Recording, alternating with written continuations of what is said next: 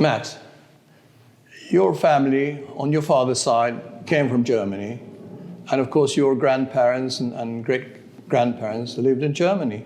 And they were there during the Weimar Republic and during a period of horrible economic conditions and inflation, hyperinflation.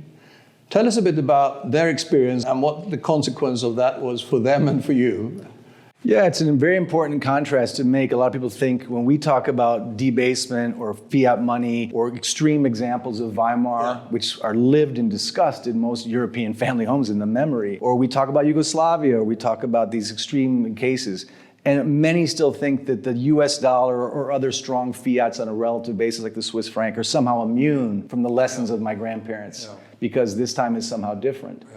And again, it's absolutely a fallacy and a danger to think that we're somehow protected and that this time is different. As we've discussed, when I was born, this bar was worth 14,000. Today it's worth over, 1.4 million, 1.6 million, excuse me. So again, in dollar terms, I would much rather have had this in US dollar terms in gold when my grandmother bought it for me as a child than to have 15,000 in cash from 1971. The point is, this holds its value while the US dollar lost 99% against this asset. The dollar is no different than the Reichsmark of the Weimar period. It's no different than Yugoslavia. It's no different than Zimbabwe. It's just relatively at a slower pace, but it's absolutely losing purchasing power. It is the world reserve currency. And folks who think they're safe need to be reminded that right now, central banks are stacking more of this metal than they are of US treasuries. The BIS has made this metal a tier 1 asset alongside the 10-year, which is a laughable comparison in many ways.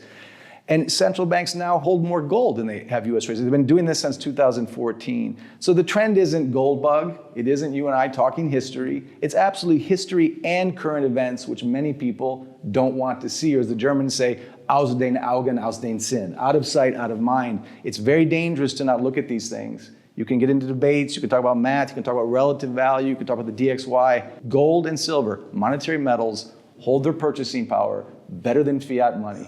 And that's what you've been saying for decades. That's what our grandparents have learned through personal experience. And I think that's what our generation now is not willing to see. Absolutely. And so we see now a period where still only 0.5% of world financial assets are in gold. But with the experience of your grandparents and also what's happening with central banks moving from dollar assets to gold, and also wealth managers. You take Morgan Stanley that held no gold in their portfolio for clients. Now they recommend 20%. Right. So we're going to see a massive shift towards gold. And I think if you go 10 years forward, every wealth manager will recommend at least 10 or 20% of gold in the portfolio based on what's going to happen now to paper money. So this is the era really, isn't it? Just like your grandparents did for you, this is the era now to own gold, to own silver for wealth protection purposes. Yeah. It's being farsighted, it's being wealth preservation thinking, it's being respectful to history and the future and your legacy. Yeah, absolutely. So important. Thanks, Matt. Yeah.